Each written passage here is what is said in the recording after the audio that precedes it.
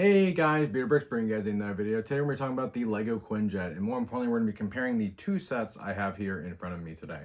On my left, we have set 76248, and on my right, we have set 76325, the newly released Age of Ultron Quinjet, and on my left is the Avengers Quinjet. Not to be confused, even though the names are identical. On my left, the figures on this set were Cap, Iron Man, Thor, Black Widow, and Loki. And on my right, we have Ultron, Iron Man, Hawkeye, Quicksilver, and Black Widow. We're going to be comparing just the aesthetic of the sets and ultimately the figures if one has better figures than the other. And then ultimately the price point. And hopefully by then, you guys will be able to inform yourself on which one you should buy. Alright guys, so we do have the Avengers Quinjet here. And again, comes with Black Widow, comes with Iron Man, Thor, Captain America, and Loki with a cloth cape. Those 5 figures on alone are worth getting the set for, in my opinion, if you did not already have the Avengers Tower. Now the Avengers Tower is out, you know, it's a cheaper alternative to get those sets, just putting that out there. The build of this is pretty sturdy. Obviously, it comes with the stand, large build, and this is more of like a, I would refer to this as a block build or like more of a play set, really. The wings do fold down when you want to have it in landed mode. There is a rear ramp that opens up as well. And I would say this is like larger. Like it feels larger when you hold it, obviously. You know, it's very swooshable. It is a lot of gray and light blue for the cockpit and for the build itself.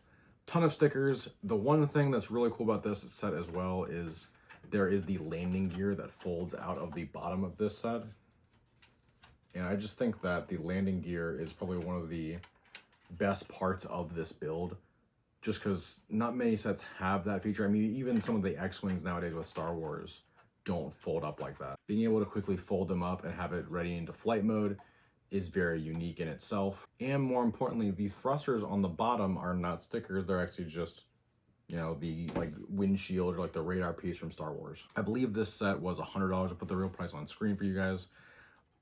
I do think this is a pretty solid build for what it is, and even when you freshly dust this set like I have here, it just looks really good. I mean, it's fun to play with. It makes me want to build a really big helicarrier for it or a hangar, just like you would with like a Millennium Falcon or anything else. But that's kind of what I would equate this to. It's kind of like the Millennium Falcon of Marvel at this point. And when you're ready to put it back down, you do have to just like look and put it down on the stand. It doesn't have like a real easy way of finding it. You have to look every time. But this thing has been sitting on my desk for the better part of a year now, and I have not enjoyed looking at it. I think it's a really beautiful build. Getting into the new hotness of the set. First things first, the stand has places for all the figures, which I think is incredible. With the previous Quinjet, you know, Iron Man could hang off the wing. One person could sit in the cockpit. Some people can stand in the back.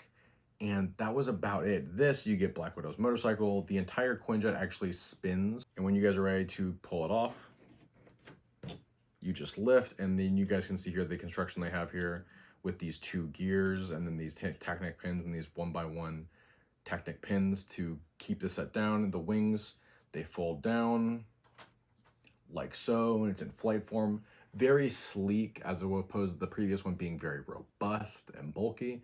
I would say this is more of a display set as opposed to a play set. The Avengers Quinjet is the largest thing we've seen closest to like a military vehicle. Meanwhile, the Ultron Quinjet is blue, it's sleek, the colors are beautiful.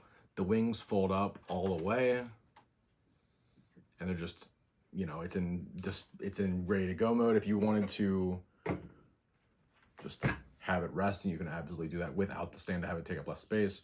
And when you're ready for the Avengers to take off, you can have them get on the really tiny ramp on the back, which is more like minifigure scale as opposed to the previous one being like larger than life. And ultimately, it is really nice. The big thing for me is that like the slits on the side for the exhaust, or what you could call them the weapons.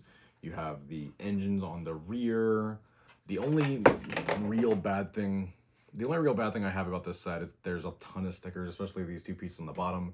As in the previous set, they were physical Lego parts, now they're stickers. There is a canopy like the previous set, so you can pull this off. You can have 3 figures sitting here. You can pull off this back piece and have more room for the motorcycle or whatever else you want to put inside this set. Slide them all back on, they just sit nicely within. I love that. I love that feature. I wish other sets that weren't Marvel got this treatment of the rotating stand, but what can you do?